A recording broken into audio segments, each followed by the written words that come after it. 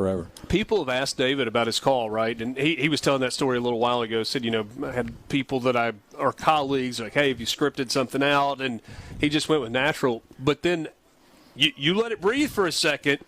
But then you dropped the line in there. When you listen back to it, did you like what you said? Are you proud that it came out the way that it did? Yeah, we were so caught up in the moment, and obviously as a color guy, you got to be quiet, right? That's 100% David, and our kids will always hear that call. We'll be gone, dead and gone, and you'll always remember he struck him out on a breaking ball. Ole Miss is the national champions. We'll always remember that, and we'll always remember it in DK's voice. But yeah, it was just a surreal moment. I keep saying that, but I don't want to beat a dead horse. But so this is like broadcast me. That is, I liked what you said, and I heard so many say from last in to last out, and it's like, hold on, no, they weren't out. Like there was never a last out, and you said from last in to last one standing. Which I thought, that's perfect. So you nailed it. Well, I don't know about that. No, but, I thought it was perfect. Yeah, you let it breathe the right amount of time, and then, just kind of from a broadcasting standpoint, you get very high marks on that one. Well, I appreciate it. Maybe we can do it again, huh? Yeah, that'd be a lot of fun. No question. This team got Hunter Elliott running out tomorrow in Game 1. And then a new face in Grayson Saunier in Game 2. And then you get to Game 3 and another new face in Xavier Rivas. What are we going to see this weekend on the mound? Well, obviously, we all kind of hope to expect what we expected at the end of last year from Hunter. I mean, he was special, obviously, and he just got that mentality of I'm just going to get you out. Here it is. And, I think he's developed a little bit better off-speed pitch. He was more of a fastball changeup guy last year. So obviously we look for Hunter to build on that and with a year of experience under his belt now. And Grayson Saunier is special.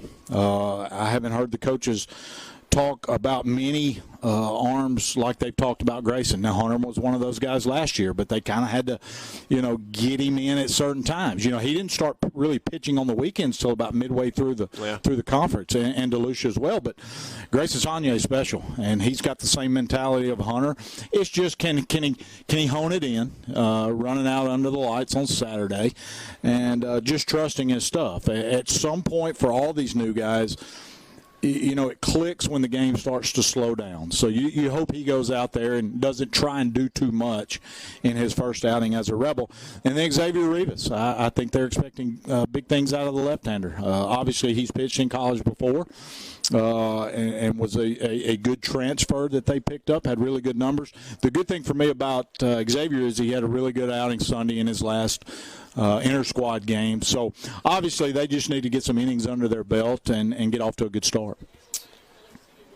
Transfer portal has changed college sports across the board. Baseball is not exempt from that. But in the past, you lose a guy at Tim Elko at first base. Either you have somebody that's been playing behind him that you're hopeful can fill shoes. Maybe even if they don't fill it exactly, can be productive. Or you're going to rely on an incoming player, either freshman or JUCO, who has never had to stand in the bright lights. That's different now. Whereas you got a guy like first base particularly. Calarco is going to start at first base. This guy was the best player on Northwestern's team. And so you get an experienced college baseball player. Will he be Tim Elko? Probably not. I don't know that we're going to see another Tim Elko in the next 50 years in Ole Miss baseball. But you got a guy with some experience.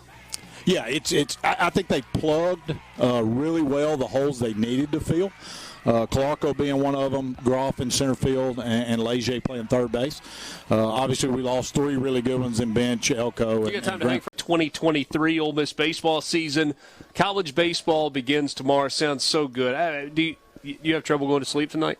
Like Christmas Eve for you? Yeah, I mean, I was kind of giddy all day, and I've got some friends who have kids that are pitching in college, and they were getting on the road to go watch them. A guy I work with, obviously, he's got a son that pitches at Mississippi State, so he was headed to Starkville. So there's a lot of baseball time. Wasn't a lot of work. Might or might not be starting tomorrow. He will be the starting pitcher tomorrow in Starkville, but we didn't get much work done today. We talked baseball most of the day. I'm not mad at you for that. I don't know. Maybe your boss is, but that's all right. We'll worry about that another day. So we're talking about the transfer portal and guys coming in and kind of hurried through that. What have you seen from Anthony Calarco, specifically at first base? Yeah, he's special. Obviously, he didn't do anything in the fall, and they knew that when they signed him. He had an injury that he had sustained at Northwestern, but they were really high on him.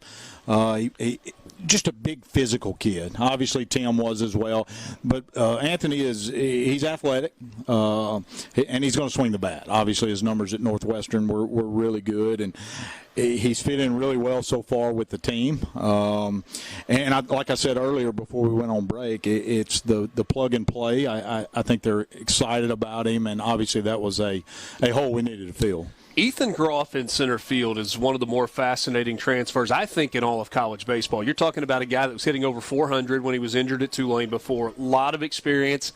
And that's a good baseball program at Tulane. I mean, it's not an SEC program, but they've played high-level baseball, postseason-type baseball there for a really long time. This is not a guy that was, at a small Division II school or an NAI school or, frankly, with no disrespect intended, even a Big Ten school like Calarco.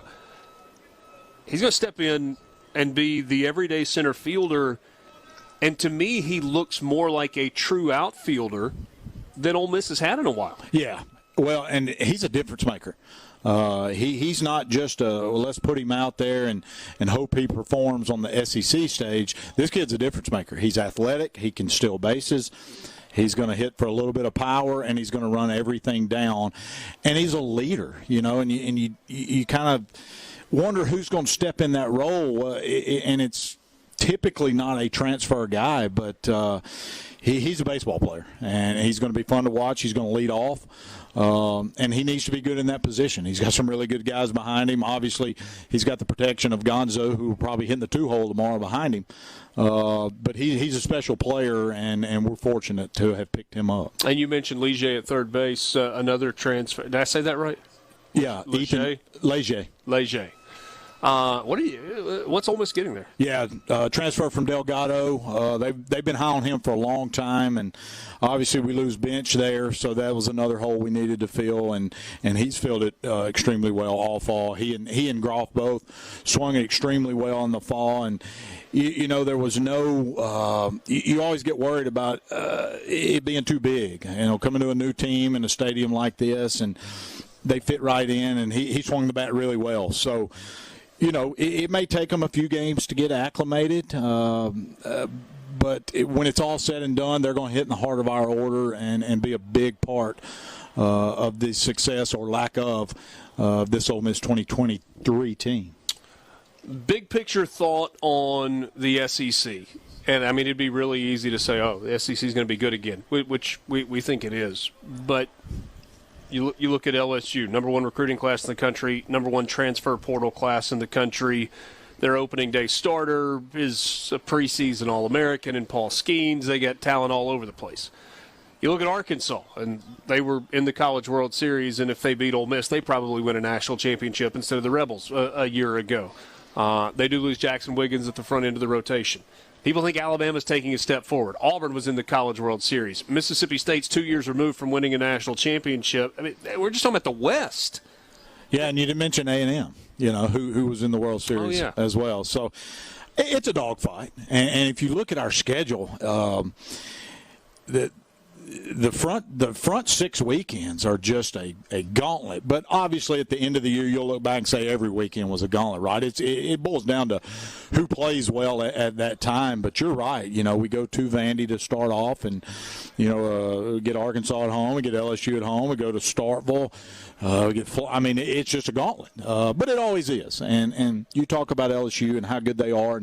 And obviously they picked up some key pieces as well. But the team behind us got the number 2 recruiting class in the country. So, it is what it is. And that's the beauty of college baseball. And that's the beauty of SEC baseball.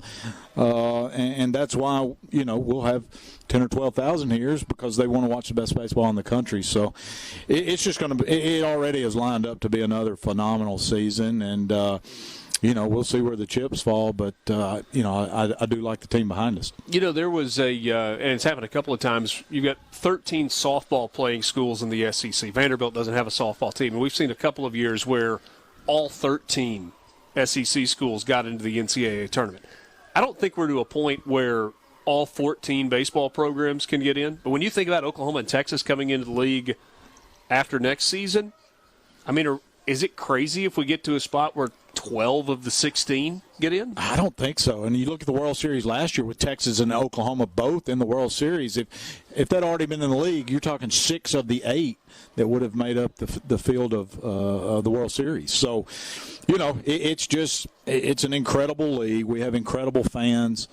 And we have the best coaches in the country as well. So it's just a perfect storm when you put it all together. And, I'm giddy just talking about it because, again, we're less than 24 hours away. We have made it to the start, and can't tell you enough how much I appreciate you coming by. Always good. We're going to be good for Friday afternoon. Yeah, I hope so, Rich. I hope so. If you'll have me on, I'd love to come. Absolutely.